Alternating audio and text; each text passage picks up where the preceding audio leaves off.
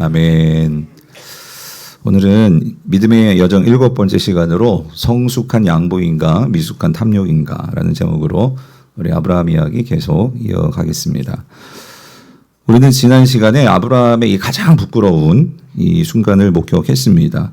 바로 애굽에서의 실패였습니다. 자신의 잘못된 선택으로 하나님의 이 언약이 흔들려 버렸고, 그리고 사랑하는 아내 사라를 빼앗겼습니다. 그래서 아브라함이 할 수 있는 것은 아무것도 없었죠. 그래서 철저한 무력감, 그리고 죄책감, 수치심에 빠진 이 아브라함의 모습을 우리가 지난주에 보았습니다. 그런데 그런 아브라함을 하나님은요, 정죄하지 않으셨죠. 그리고 홀로 고독한 밤을 보내는 아브라함에게 하나님 먼저 찾아오셔서 그 빼앗긴 그 아내 사라를 되찾아 주셨고, 그리고 깨어진 언약을 다시 회복시켜 주시는 그 이야기를 우리가 지난주에 살펴보았습니다. 이 일을 통해서 아브라함은요, 정말 이해할 수 없는 하나님의 이 선대하심과 이 무한한 그 사랑, 그 신실하심을 그는 뼈저리게 깨닫게 되었습니다. 그래서 아브라함은 이 애굽 사건으로 아마 이것을 깨달았을 것 같아요. 인생의 행복은 내가 내 삶을 움켜쥐는 데 있는 것이 아니라 하나님의 다스림 속에 머무를 때 있다 하는 것을 아브라함은 깨달았던 것 같습니다. 그래서 그가 가나안에 돌아오자마자 가장 먼저 달려간 곳이 있었죠, 여러분. 어디로 달려갔죠? 이 베델로 그는 올라갔습니다.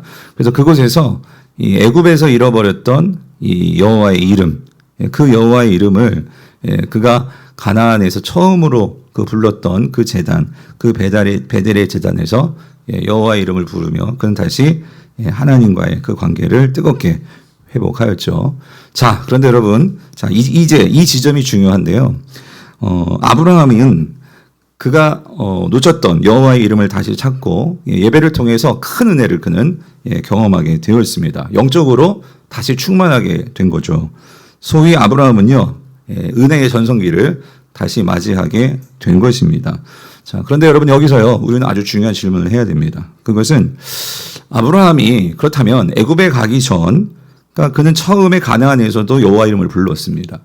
그리고 애굽을 다녀와서 그의 은혜를 다시 회복하고 하나님의 관계가 회복이 되어서 여호와의 이름을 부르게 되었는데, 그렇다면 지금 다시 가나안으로 돌아온 이 아브라함은 이전과 어떤 점이 달라졌을까? 무엇이 달라졌을까?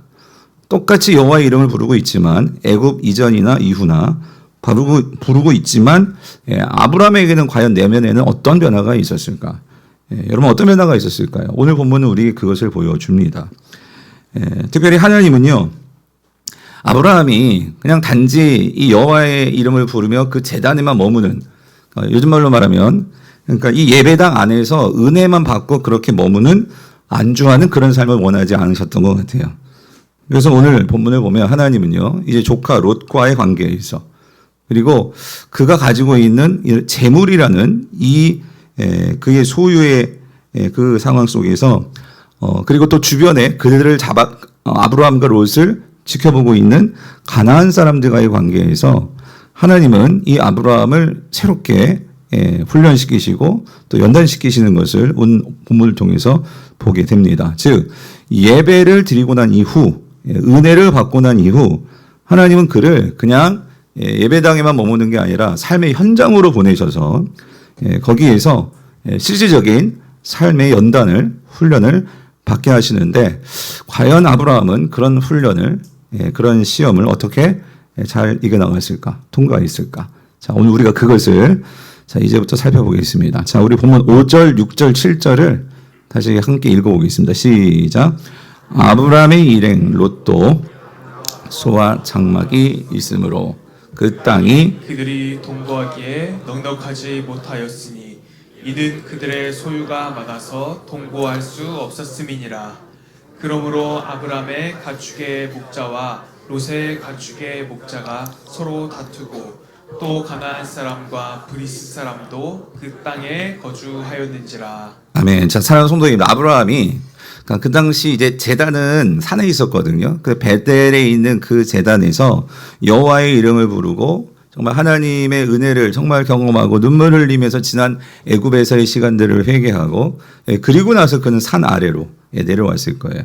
자, 산 아래로 내려왔다는 것은 그의 이제 삶의 그 정황 속으로 들어간 거죠. 자, 들어갔는데 그 산 밑에서 그의 삶 속에서 기다리고 있는 것은 그런 꽃길이 아니라 오늘 본문 보니까 산 아래에서는 삶의 현장 속에 들어왔을 때는 그가 뭘 마주하게 되었느냐? 그가 마주한 것은 뭐죠? 뭐예요? 다툼이더라 그 소리예요. 다툼. 다툼의 삶의 현장으로 돌아온 거예요. 그러니까 오늘 우리의 상황을 놓고 말하면 이런 거죠. 여러분이 주일 예배를 드리고 큰 은혜를 받았어요, 오늘. 그래가지고 여러분들이 이제 집에 갑니다. 또 여러분 부랴부랴 가는 거예요. 왜냐면 집에 남편이 기다리고 있는데 왜 늦게 오면 또 밥 늦게 준다고 뭐라고 그러니까 막 부랴부랴 가는데 아니나 다를까 오늘 좀 목사님 설교가 길어가지고 또 늦게 갔는데 왜 늦게 왔냐 말하고 막 그러면 여러분 어때요? 받은 애는 어떻게 돼요? 다 쏟아버리게 되는 거예요. 그죠? 그리고 여러분들이 이제 우리 고난주간 특세 하지만 고난주간 특세 때 그런 은혜 받고 또 어떤 분들은 바로 직장에 간단 말입니다. 그런데 직장에 가는데 그날따라 왜 상사가 왜 이렇게 나를 그냥 못살을 먹어서 정말 안달인지 막 이상한 거를 시키고 막 말 같지도 않은 그런 말들을 막 나에게 하면서 요구하고 하면 나도 모르게 막 뚜껑이 열리고 하다 보니까 은혜를 그냥 다 쏟아버린단 말입니다. 그러니까 지금 그런 상황인 거예요, 지금 아브라함이. 여호와의 제단에서 정말 하나님의 이름 부르면서 정말 얼마나 큰 감격과 은혜를 그가 정말 경험하지 않았겠습니까? 근데 그렇게 집으로 돌아왔는데 지금 뭐 하고 있느냐? 아브라함 목자하고 이 롯의 목자들이 서로 싸우고 지금 난리가 났다 그 소리입니다. 자, 근데 여러분 오늘 여기서요 왜 싸우는지가 중요한데 오늘 본문 여기 6절 보니까요 그들이 싸움의 그 원인이 나와 있어. 뭐 때문에 싸웠대요? 그들의 뭐가 많아서? 소유가 많아서. 그러니까 재산이 많아져서 재물이 많아져서 싸우게 됐다는 거예요. 자, 성도님들 참 이게 인생의 모순된 점이에요. 소유가 많으면 행복할 것 같은데 소유가 많아졌더니 어떻게 돼요? 다툼이 늘어나고 그 좋았던 관계가 지금 위기를 맞게 되었다 그 소리입니다. 사실 아브라함과 롯은 정말 좋은 관계였습니다. 왜 그러냐면 처음에는 서로에게 정말 위로가 되고 서로 힘이 되는 그런 관계였죠. 사실 아브라함은 지금 아들이 없잖아요. 그래서 아들 같은 역할을 해주는 그게 누구냐면 조카 롯이죠. 그리고 롯도 마찬가지. 롯은 일찍이 갈대아 우르에 있을 때 롯의 아버지가 일찍 죽었어요. 그래가지고 아버지가 없었어요. 그러니까 아버지가 없는 롯에게 아빠같이 아버지같이 그러한 울타리가 되어지고 이끌어줬던 자가 누구냐면 그게 아브라함이거든요. 그래서 아브라함이 떠나올 때도 또 하란에서 떠나올 때도 롯은 어떻게 따라오더라 그 소리죠. 애굽에도 따라갔었고 그러니까 롯은 그런 아브라함과 마치 아버지와 아들 같은 그런 관계, 좋은 관계에 있었던 거예요. 자, 근데 아브라함이 애굽에서 돌아오면서 엄청난 부를 가지고 왔어요. 불을 가지고 와서 어떻게 했을까? 가나안 땅에 정착해야 되니까 아마도 롯에게도 그 아브라함이 바로 왕에게 얻은 그 가축과 재물과 노비를 나눠주지 않았을까? 그래서 롯이 그런 아브라함의 덕분으로 그런 가축과 재산들을 가지고 가나안 땅에서 잘 정착한 거예요. 그러면서 또 하나님께서 은혜를 주셔서 큰 부를 이루게 된 거예요. 자, 근데 문제는 그렇게 아브라함의 재산도 늘어나고 또 롯의 재산도 늘어났는데 가축들이 늘어나니까 이 가축들을 먹여야 되잖아요. 그러니까 지금 함께 머물고 있는 그 땅이 너무 좁은 거예요. 그러니까 이 아브람네 목자들도 그렇고 롯도 목자들도 그렇고 서로 좋은 땅 차지하겠다고 이게 지금 다툼이 일어난 거예요. 자, 성도님들, 우리 여기서 한 가지 생각해 볼 점이 있습니다.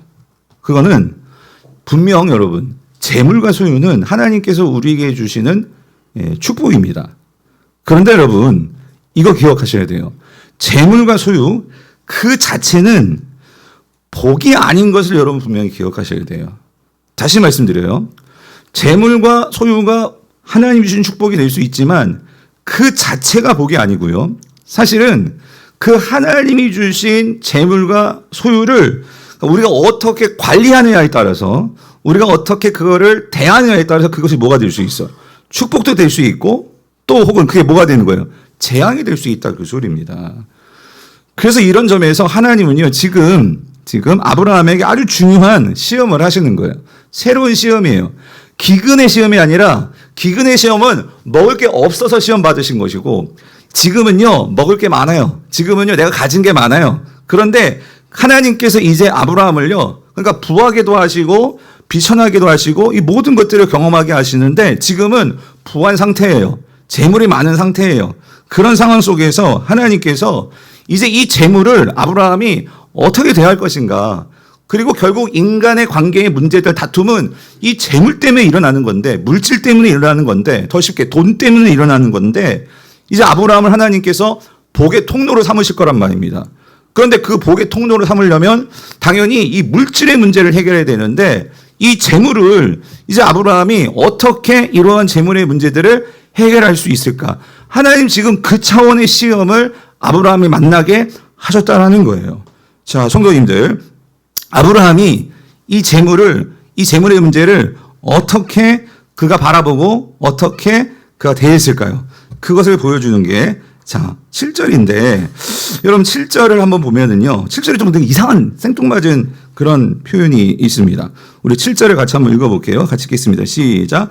그러므로 아브라함의 가축의 목자와 롯의 가축의 목자가 서로 다투고, 또 가나안 사람과 브리스 사람도 그 땅에 거주하였는지라예요. 자, 성도님들, 여기서요, 이상한 게 뭐냐면은요, 그러니까 지금 아브라함과 이 롯이 그 땅에 머물고 있었는데 서로 지금 다투고 있는 상황에서 창세기 저자가요, 그런데 또 그러면서 그 땅에 누가 있었대요? 가나안 사람과 브리스 사람도 있었다는 거예요. 이 말을 왜 붙여놓은 것일까요, 성도님들?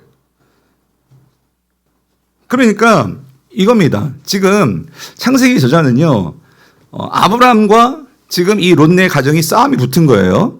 그런데 이 가나안 사람들과 비교해서 생각해 보면 이 아브라함과 롯은요, 사실 그들은 하나님 백성이에요. 그러니까 언약 안에서 오늘 하나님께 예배하고 하나님께 제사하는, 그러니까 하나님을 섬기는 하나님의 사람들이에요. 자, 근데 이러한 이 다른 곳에서 지금 애굽에서 그렇게 이주해온 아브라함과 롯이란 말이에요. 가나안 사람들의 입장에서는 이 사람들은 새로운 사람들이죠. 그 사람들이 오더니만 지금 처음에 너무 잘 지냈어요. 그리고 이 사람들이 하나님을 섬긴다고 하는데 그 하나님이 누군지 모르겠는데 그 신이 이들을 막 축복해 주는 거예요. 그래서 부자가 되는 거예요. 근데 가만 보니까 이들이 그렇게 부가 늘어났는데 어느 순간부터는 그 두 아브라함과 롯이 사이가 어떻게 되느냐? 자꾸 싸우고 자꾸 이게 뭔가 문제가 있어 보이는 거예요. 지금 그거를 누가 지금 계속 보고 있는 거예요? 가나안 사람과 브리스 사람이 그거를 보고 있더라, 그 소리입니다. 사랑하는 성도님들, 오늘 여기서 하나님께서요, 아주 중요한 걸 우리에게 말씀해 주시는 것 같아요. 그건 뭐냐면, 오늘 이 재물의 문제로 싸움이 붙었는데, 단지 이 재물이라는 것이, 그러니까 아브라함과 롯의 그러한 삶에만 국한되는 것이 아니라, 이러한 재물의 문제는 오늘 이 세상 모든 사람들과 같이 연루되어서 또 세상 사람들도 이 재물에 대한 것은 얼마나 관심을 많이 갖습니까? 그런 면에서 하나님은요, 이 재물을 통해서 하나님의 백성들이 뭔가를 보여주고 뭔가를 하나님의 영광을 드러내야 되는 그런 통로로 이 재물을 사용한다는 것을 하나님은 오늘 이 7절 말씀을 통해서 우리에게 말씀해 주고 있다는 것입니다. 무슨 말이냐면 이런 거예요. 하나님께서 아브라함과 지금 롯에게 물질의 축복을 주셨어요. 그렇다면 그 물질을 가지고 어떻게 살아야겠느냐고요. 어떻게 살아야 될까요? 사실 하나님은요, 애굽에서 이방 왕이지만 바로 왕을 통해서 물질을 어떻게 써야 하는지를 보여주셨어요. 어떻게 보여주셨죠? 그 바로 왕이요, 이 아브라함에게요, 정말 이유 없는 선대를 베풀어 주셨어요. 선대를 보여주었어요. 하나님께서 이 애굽 왕을 통해서요, 아브라함은요, 지난주에 봤죠? 그 애굽 왕의 그 많은 재물을 받을 자격이 없어요. 그런데 애굽 왕은 그에게 그 많은 재물을 주었어요. 뿐만 아니라 그가 애굽을 나갈 때는 자신의 군대를 보내줘가지고 호위하면서 그 가나안 땅에 도달할 수 있도록 도와줬단 말이에요. 이게 뭐죠? 하나님께서요, 사실 아브라함을 통해서 그러한 네가 세상에 복이 되어라, 하나님께서 이러한 언약을 주셨고 아브라함이 그러한 바로와 같은 삶을 살기를 하나님은 기대하고 계시는 거예요. 그런데 지금 이 아브라함과 롯은요, 그런 바로와 같이 이웃을 선대하기는커녕 지금 서로 뭐 하고 있다? 재물 때문에 뭐 하고 있다? 싸우고 있다는 거예요. 그래서 되겠냐 그 소리입니다. 사랑하는 성도님들, 오늘 우리는 어떻습니까? 오늘 우리도 하나님께서요, 뭐 많은 재물은 아니더라도 또 어떤 분들은 많이 주실 수 있습니다. 살아가면서 우리는요, 재물을 얻습니다. 재물을 받습니다. 그런데 우리가 이 재물을 가지고 재물을 갖기를 원하는데 우리는 이 재물을 가졌을 때에 그것을 가지고 어떻게 살아가냐 그 소리예요. 결국 우리가 이 땅을 살아가면서 개인 관계나 혹은 세상 사람들과의 관계나 아니 교회 안에서 성도들과의 관계에서도 많은 경우에 우리의 관계가 어그러지는 이유 중에 가장 큰 건 여러분 뭐 때문이에요? 결국 돈 때문이에요. 재물 때문이라는 거죠. 그 재물 때문에 세상에서도 가정이 깨어지고 부모와 자녀와의 관계도 깨질 수 있고 형제 간의 관계도 깨질 수 있고, 근데 정말 가슴 아픈 것은 오늘 하나님을 믿는 성도들이 모인 교회 안에서도 이 돈 때문에 재물 때문에 교회가 깨어지고 서로 고소고발을 하고 하는 그런 아픈 이야기들을 우리가 간혹 주변에서 듣게 된단 말이죠. 자, 그렇다면 여러분, 이런 문제 앞에서 우리는 어떻게 이런 문제들을, 이 재물을 대해야 될까? 오늘 아브라함은 이 재물의 시험을 어떻게 극복해 나아갔을까? 자, 여기서 우리는 두 가지 아브라함의 성숙된 모습을 보게 됩니다. 자, 그게 뭐냐면 첫 번째는요, 이거예요. 아브라함은요, 재물을 이익의 관점이 아니라 관계의 관점으로 보았다 그 소리예요. 자, 뭐로 봤다고요?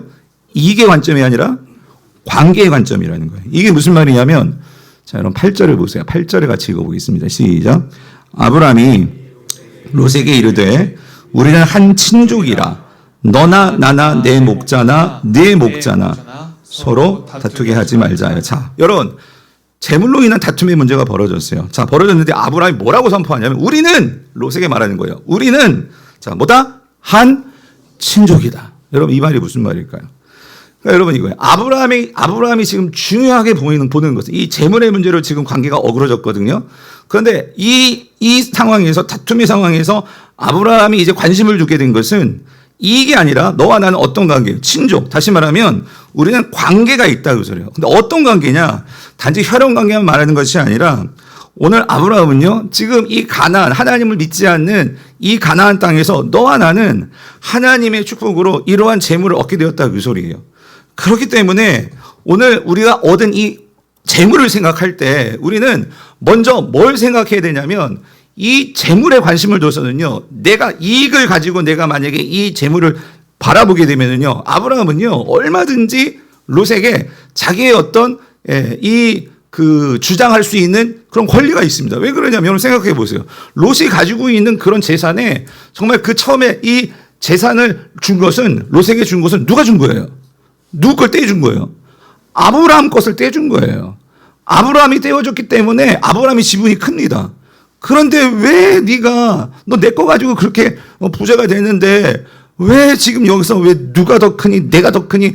아니 당연히 내가 너에게 이렇게 도와줬으니까 너는 나를 따라야지. 이렇게 얼마든지 이야기할 수 있다 그 소리입니다. 여러분 이거는요 이익의 관점이에요. 내 이익. 그러니까 내가 너에게 해준 게 얼마인데 이걸 생각하면은 아브라함은 그렇게 주장하면서 자기 이익 취할 수 있다 그랬어요. 근데 여러분 아브라함은 그렇게 내 이익을 취했어요? 그게 아니라 이 문제를 푸는데 어떻게 푸냐면 그 누구에게 이익이냐? 네가 이익을 더 많이 갖냐? 내가 더 이익을 많이 갖냐? 네가 손이냐? 내가 손이냐? 이거 따지지 않고 우리는 뭐야? 친족이다. 우리는 친족이라는 거예요. 무슨 말이냐면 내가 더 가진다고 해서 그것이 더 큰 또 유익도 아니고 네가 더 가진다고 해서 내가 손해도 아니고 우리는 하나님 안에서 하나님의 은혜로 언약 안에서 이 모든 물질 또한 하나님이 먼저 우리에게 주신 것이고 그 언약 안에서 너와 나는 한 형제고 한 친족이다 그 소리입니다. 성도님들 여기서 이 친족이라는 단어가 히브리어로 아흐라는 단어인데 이 원래 뜻은요 형제라는 뜻이에요.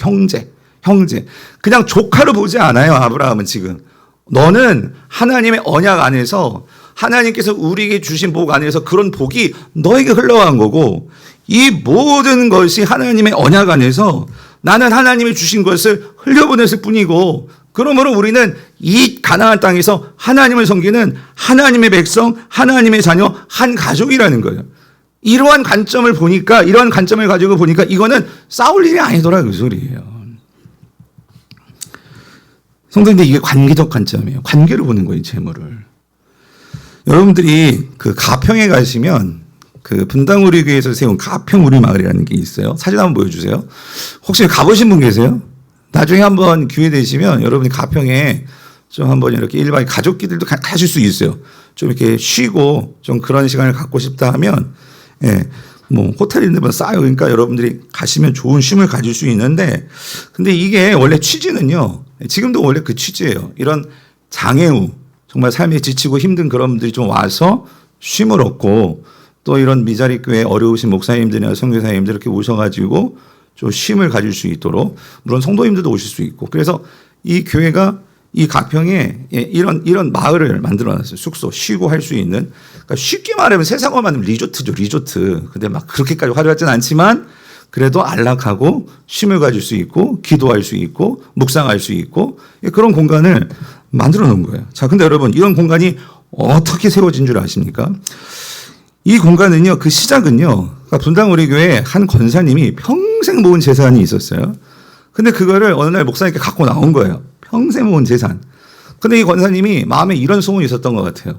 내가 이걸 갖고 뭘 할 수 있을까? 근데 정말 뭔가 이렇게 장애인하고 약자를 위해서 뭐 어떻게 쓸지는 모르겠어요. 근데 하나님께서 그런 마음을 주셔서 그 평생 모은 그 재산을 탈탈 털어가지고 목사님께 갖고 온 거예요.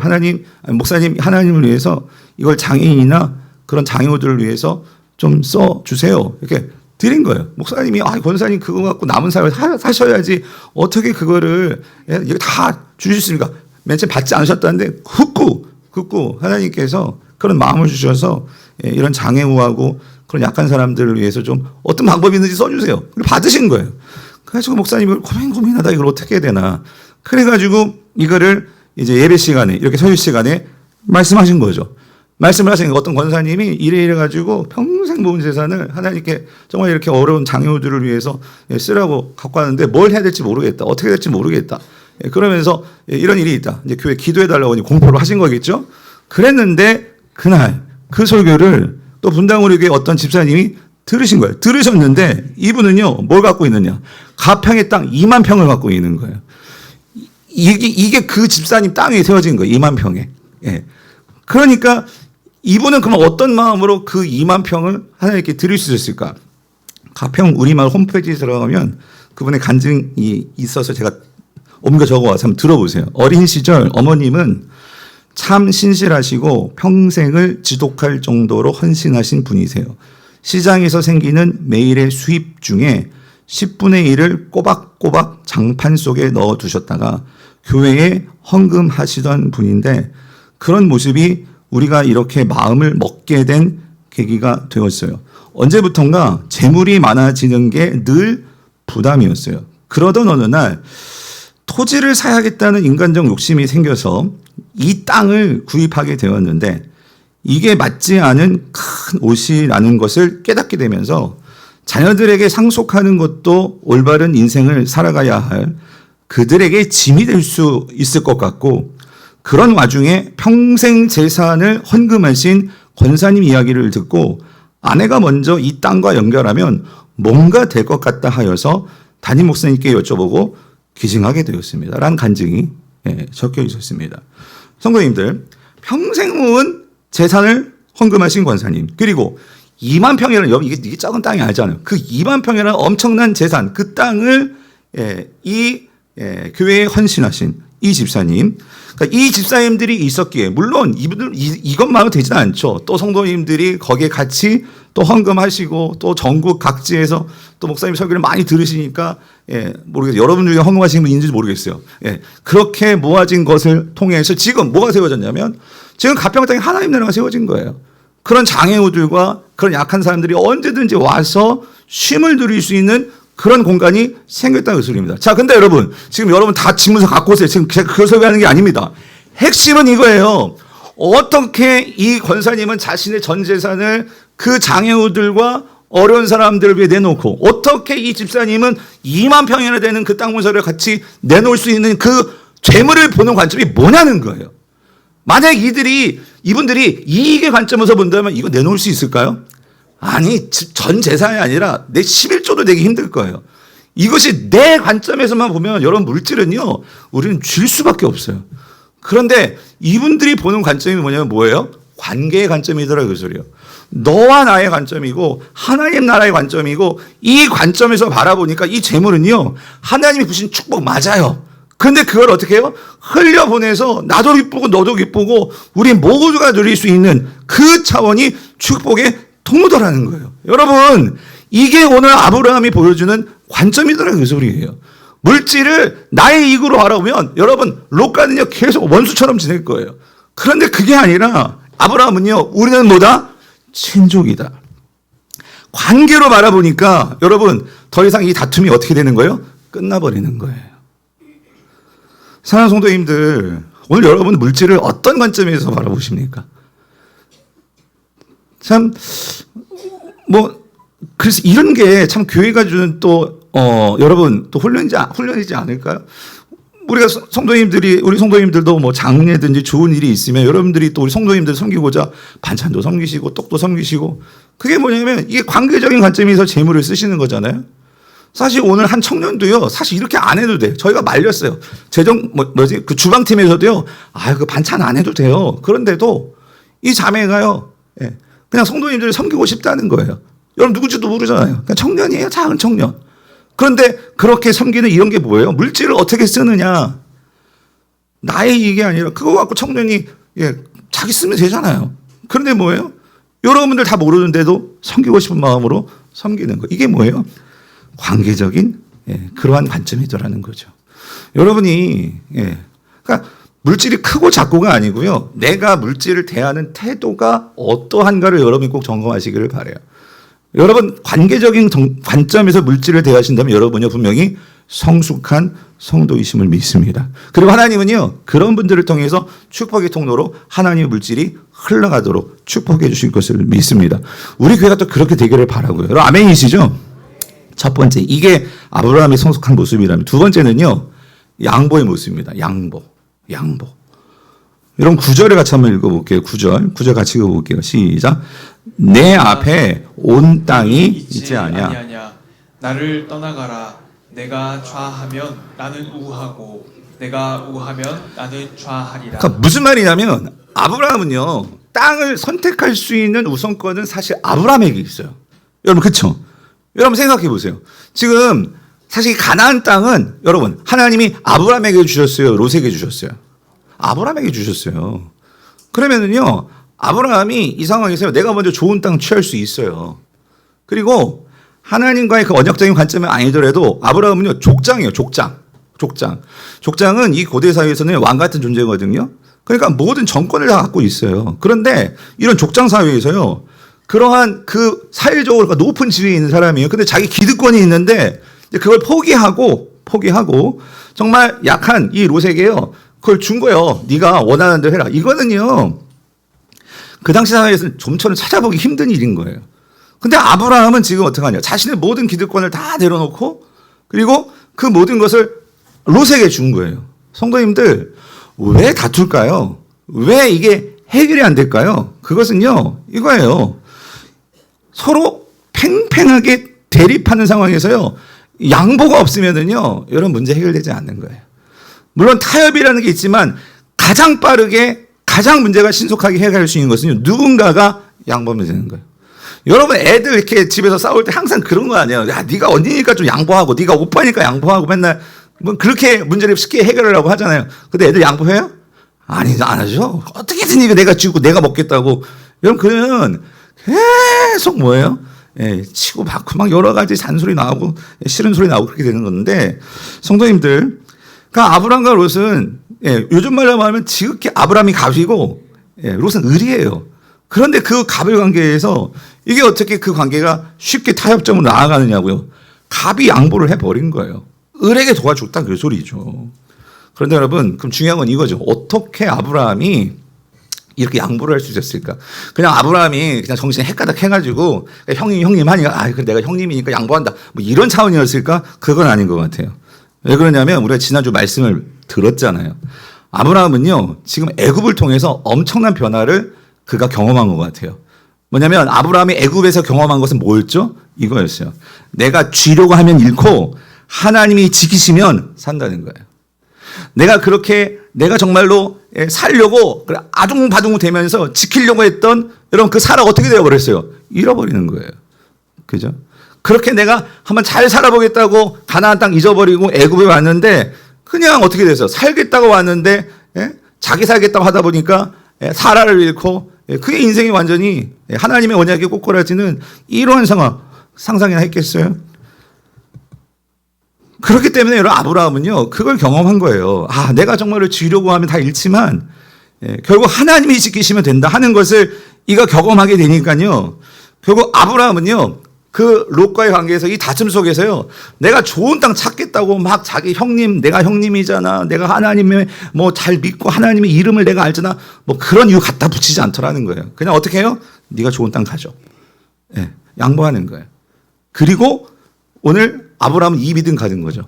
내가 하나님께 정말 누구만 나를 붙들어 주시면 되는 거예요. 땅이 나를 붙들어 주는 게 아니라 누가 나를 붙들어 주면 되는 거예요. 하나님이 나를 붙들어 주면 된다. 그래서 아브라함은요 지금 이 상황에서요 뭐가 바뀌었냐? 아브라함의 관점이요 철저하게 하나님을 향해 있더라고요. 무슨 말이냐면 이전에는요 내가 나 자신을 신뢰하는 삶으로 그의 마음이 기울었거든요. 근데 아브라함은요 지금 이 상황에서요 애굽을 거치면서 하나님을 신뢰함을 통해서 하나님이 기뻐하시는 일이 뭘까? 그러니까 이 상황에서 하나님이 기뻐하시는 하나님의 마음은 뭘까? 여기에 이 마음이 기울이더라는 거야. 그걸 알 수 있는 게 8절입니다. 여러분 8절 다시 한번 보세요. 8절에 보면 이렇게 나오죠. 아브라함이 롯에게 이르되 우리는 한 친족인데 너나 나나 내 목자나 내 목자나 서로 뭐 하지 말자? 다투게 하지 말자라고 그가 선언을 합니다. 다투게 하지 말자. 여러분 이 말이 무엇일까요? 아브라함은요 제가 묵상하는데 이런 생각이 들더라고요. 이게 자꾸 싸움이 나는 거예요. 이걸 보니까 자기도 마음이 편치 않죠. 그러면서 이 베델에서 그때마다 하나님 그 제단에 나아갔을 거예요. 여호와의 이름을 부르는 거예요. 그런데 동생하고 자꾸 이렇게 싸우고 나니까 여러분 여호와의 제단에서 하나님의 이름이 잘 불려질까요? 내가 동생과 해결되지 않은 이 문제가 있는데 여러분 교회에 와서 기도를 하는데 그 기도가 잘 하나님께 들려지는 것 같았을까요? 아브라함은 그러지 않았던 것 같아요. 하나님과 뭔가 더 깊이 나아가서 깊이 하나님과의 관계를 맺고 싶은데도 이 다툼의 문제가 해결되지 않으니까 기도가 뚫리지가 않는 거예요. 여러분 그런 경험 해보셨어요? 저도 그런 경험 해봤는데 아내하고 대판 싸워가지고 근데 그렇다고 우리 대판 싸우는 게 아니라 우리는 말을 안 해요. 그러면 한 3일 가거든요. 그러면 교회 와서도요 이게 기도할 때도 이게 힘든 거예요. 성경에는 하루를 넘지 말라고 했잖아요. 근데 3일이 됐으니 그러니까 이게 어려운 거예요. 그런데 이제 그래서 그러면 어떻게 하면 돼? 그냥 내가 자존심 내려놓고 미안해 하면 되는데 야 이게 왜 입이 안 열리는지 여러분.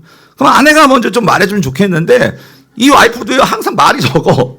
그러니까 힘든 거예요. 근데 너무 힘들면 이제 제가 먼저 말을 하죠. 그러면서 이제 풀리는 거예요.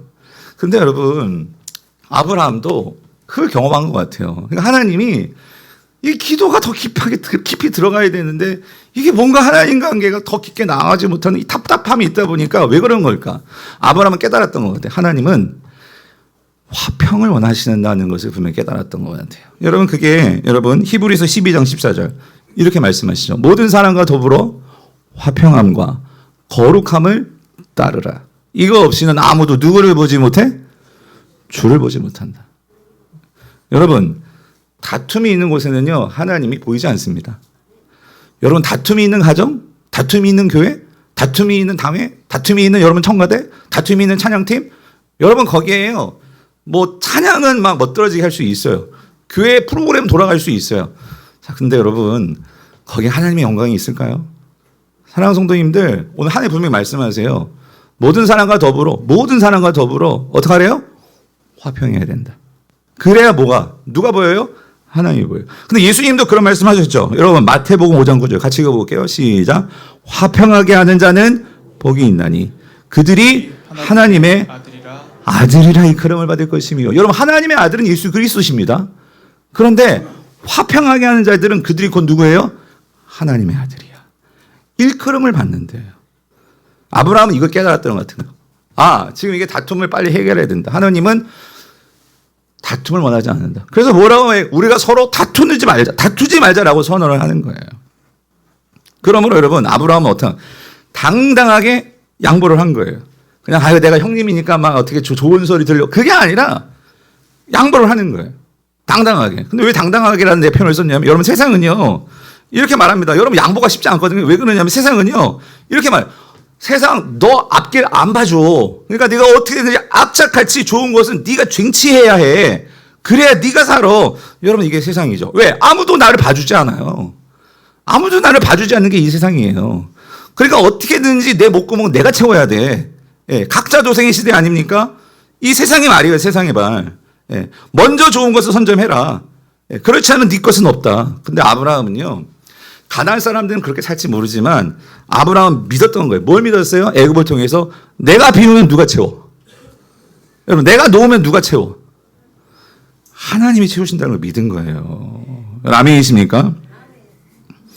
그래서 여러분 다음 주에 요스트를 볼 거예요. 이건 너무 좋은 얘기라서 그냥 따로 놓고요. 근데 결론부터 말씀드리면 아브라함이 비웠거든요. 다 내줬거든요. 너 다 가져가. 뭐 좋은 거 네가 먼저 다 가져가. 근데 여러분 나중에 하나님 어떻게 하시냐? 그런 아브라함이 찾아오셔가지고요. 하나님의 이젠 구체적으로 네가 동쪽을 봐, 서쪽을 봐, 남쪽을 봐, 북쪽을 봐 그러면서 네가 보는 거 내가 반드시 줄 거야. 그리고 거기서는요 너한테도 주고 네 자손에게 주고 내가 반드시 줄 거야. 하나님께서요 나타나셔가지고요 아브라함을요 채워주시더라고요. 예? 여러분 이게 하나님이세요. 하나님이세요. 그러므로 아브라함은요 그러니까 이런 거룩한 배짱이 생긴 거예요. 하나님으로 채워지는 거룩한 배짱이 생기니까 이런 거죠. 이 믿음이 생긴 거예요. 하나님이 예비해 놓으신 것은 내가 양보하는 것보다 더 크다. 더 좋은 것이다. 이러한 배짱을 가지니까 여러분 그의 삶이 단순해지는 거예요. 이거 양보하면 또 내가 뭐 조금 이렇게 사람들한테 밀리는 건 아닐까. 내가 손해보는 이거 계산하지 않고 양보하더라는 거죠. 그런데 여러분 이 세상에서요 가장 큰 양보를 하신 분이 누구실까요? 누구세요, 여러분? 예수 그리스도십니다. 예수 그리스도는요, 저와 여러분들을 위해서, 여러분 우리가 하나님 자녀가 되었잖아요. 여러분 우리가 하나님 자녀가 될 수가 없어요. 하나님의 아들들이 될 수 없어요. 근데 예수 그리스도께서 저 하늘에서 그 기득권 다 내려놓고 이 땅에 오셔서 예수님은 죄인이 되시고 그 하나님의 아들의 자리를 누구에게 내주신 거예요? 누구에게? 저와 여러분들에게 내주신 거예요. 이보다 더 큰 아버지 하나님의 그 예수 그리스도의 여러분 이러한 희생과 이러한 양보가 어디 있습니까? 그런데 여러분 희생의 절정을 보여주신 양보의 절정을 보여주신 분이 예수 그리스도신데 그런데 여러분 히브리서는 참 독특해요. 뭐냐면 오늘 주님께서 우리에게 그런 양보를 해주신 건 우리를 사랑하시기 때문에 그런 일을 하셨지만 히브리서는 예수님의 관점에서 우리에게 예수님이 어떻게 그러한 큰 희생을 하실 수 있었을까? 양보를 하실 수 있었을까? 이걸 우리에게 말해주거든요. 예수님의 입장에서. 그게 히브리서 12장 2절이에요. 우리 같이 한번 읽어볼게요. 시작. 믿음의 주요 또 온전하게 하시는 이인 예수를 바라보자. 그는 그 앞에 있는 기쁨을 위하여 십자가를 참으사 부끄러움을 개의치 아니하시더니 하나님 보좌 우편에 앉으셨느니라. 자, 여러분 여기서요. 예수님께서 결국 우리를 위해서 모든 거 양보하시고 내어주시는 게 십자가에 앉으시는 거예요. 십자가에 올라가시는 거예요. 십자가를 참으시는 거예요. 근데 예수님은 어떻게 십자가를 참으실 수 있었을까? 그 앞에 보니까 그는 그 앞에 있는 뭘 위하여? 여러분 여기서 그 앞에 있는 기쁨이 뭘까요? 그 앞은요. 그의 앞은요. 바로 그 앞에 누가 계시냐? 하나님을 바라보고 계시는데 그 하나님에게 있는 하나님을 위한 기쁨을 위하여 뭘 했다는 거예요? 십자가를 삼았다 그 소리. 무슨 말이냐면 여러분 예수님에게 있어서 예수님이 그 십자가에까지 포기하지 않고 그런 모든 것들을 감내하면서 양보하실 수 있는 주님에게 예수님에게 있어서의 관점에서의 양보의 그 힘은 어디서 나오느냐? 이 예수님은요. 그 하나님을 기쁘시게 하는 일이 예수님의 삶의 행복이었다 그 소리예요. 왜 예수님은 하나님을 기쁘시게 하는 일이 그것이 예수님에게 큰 기쁨이었을까? 근데 여러분 중요한 건 예수님이 하나님을 기쁘시게 하니까요. 여러분 이거예요. 하나님도 그 예수님 보실 때 어떠셨을까? 너무 기쁘신 거죠. 그러니까 그 예수님이 십자가에 달려 죽으시고 그렇게 결국 무덤에 들어가시고 계셨을 때 그 예수님을 부활시키셔서 하나님 어떻게 하셨어? 하나님 어디에 앉으셨어? 보좌 우편에 앉으셨느니라요. 하나님도 예수님을 너무 기뻐하시는 것 같아. 그러니까 보좌 우편에 앉으시는 거예요. 자, 근데 여러분 왜 예수님은요 하나님에게 그 기쁨, 하나님의 그 기쁨을 위하는 것이 예수님에게도 가장 큰 기쁨이었을까? 그거는요, 여러분 예수님은요, 엄청난 하나님의 사랑이 그 예수님의 마음을 양보하는 그 텅 빈 자리를 뭐로 채웠느냐? 하나님의 사랑으로 채운 거예요. 하나님이 나를 정말 사랑하신다는 것을 예수님은 아셨어요. 그래서 그 사랑이 가득하니까 예수님에게 있어서 인생의 행복은요, 나를 그토록 사랑하시는 그 아버지, 그 하나님을 기쁘시게 하는 게 너무 행복한 거예요. 여러분도 경험해 보셨을 거예요. 누군가를 사랑하면 그 사람을 기쁘게 해주는 게 너무 큰 행복이지 않아요? 누군가를 내가 정말로 존경하고 그 사람을 정말 사랑하면 그 사람에게 선물 주는 거 아까워요?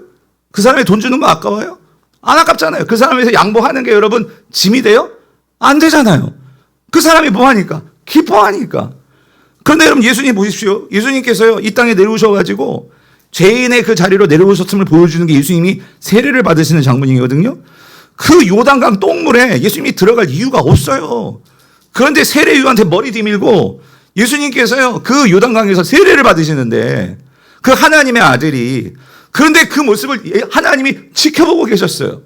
지켜보고 계실 때 하나님께서 그 하늘로부터 들려오는 하나님의 그 음성이 뭐예요? 마가복음 1장 11절. 뭐라고 나와? 하늘로부터 소리가 나기를 너는 내 사랑하는 아들이라. 내가 너를 뭐예요? 기뻐하노라. 사랑하는 성도님들, 우리는 다양한 차원의 양보를 생각할 수 있을 것 같아요.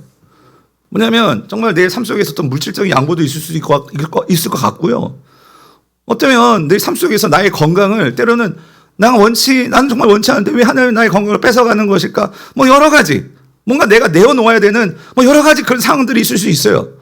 그런데 여러분 중요한 것은요, 그걸 내가 어떻게 받아들이고 그걸 어떻게 내어놓을 수 있을까? 여러분 예수님이 어떻게 그 하늘 보좌 영광의 자리를 내어놓을 수 있을까? 여러분 묵상해 보셨습니까? 이번 고난주간이요, 그걸 좀 묵상해 보셨으면 좋겠어요. 그런데 여러분, 우리를 사랑하실까? 우리 입장에서 말고요, 예수님의 입장에서 한번 생각해 보자고요. 예수님께서 어떻게 그 하늘 보좌 영광 다 버리고 우리를 위해서 희생하시고 양보하실 수 있었을까? 예수님에게도요, 뭐가 있는 거예요? 하나님의 사랑이 있는 거예요. 하나님이 그 아들을 보실 때 내가 너를 정말 너무 기뻐한다. 너 정말 고생한다. 너 정말 너무 수고한다. 너 지금 좀 힘들지만 내가 너 반드시 내 보좌 우편에 앉아주고, 하나님 그런 계획을 가지고 계셨어요. 예수님이 그런 하나님의 마음을 아니까 예수님이 어떻게 하는 거예요? 그 아버지가 원하시는, 오늘 저와 여러분들을 구원하고자 하는 그 아버지의 마음이 있었단 말이에요. 하나님이 그 마음을 아는 거예요. 예수님이. 오늘 이 아브라함이요, 하나님의 마음을 아는 거예요. 뭐냐면 그 가나안 땅에서 하나님이요, 나를 복의 통로로 이 땅 가운데 갖다 놓으셨거든요. 근데 내가 하나님 마음 모를 때는 내가 조금 힘들다고 기근 들었다고 그냥 줄이랑처럼 어디로 내려갔어요? 애굽으로 내려갔어요. 그런데 하나님께서 그런 이 아브라함을 그냥 내버리셨어요? 아니요. 다시 올려보내시는 거예요. 가나안 땅으로. 그것도 부자 되게 하셔가지고. 그랬을 때 내가 여기서 싸우면 되겠어요? 안 되는 거죠. 하나님께서 얼마나 그걸 마음 아프시게 하겠냐고, 마음 아프실까를 이 아브라함이 생각하게 되니까 하나님은 화평을 원하시는 거예요. 그러니까 뭐 하는 거예요? 양보했다, 그 소리예요. 사랑하는 성도님들, 이게 성숙함이다, 그 소리예요. 아버지의 마음을 아는 거. 예. 여러분 신앙생활 하시면서 지금까지 얼마나 하나님의 마음을 알아오셨습니까? 우리가 하나하나 알아가는 거예요. 매 주일마다, 여러분이 말씀 묵상할 때마다, 여러분이 순모임에서 그 하나님을 알아가는 거죠. 롯은 어땠을까? 짧게 롯의 이야기 말씀드리고 마칠게요. 여러분 롯은요, 완전 반대였어요. 롯은요, 미성숙의 모습을 우리에게 보여줍니다.